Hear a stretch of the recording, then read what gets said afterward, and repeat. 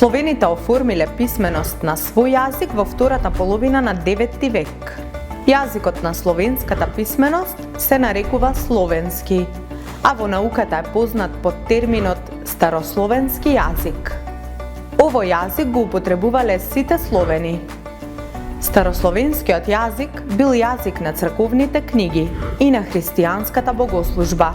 Кога јазикот служи само за ваква употреба, се нарекува јазик на култот или сакрален јазик. Откако се појавиле и првите дела напишани на старословенски јазик, ја проширил својата функција, па станал и јазик на литературата. Словенската писменост се дели на два периода. Старословенскиот период од средината на 9 век до крајот на 11 век и црковнословенскиот период од почетокот на 12 век до крајот на 18 век.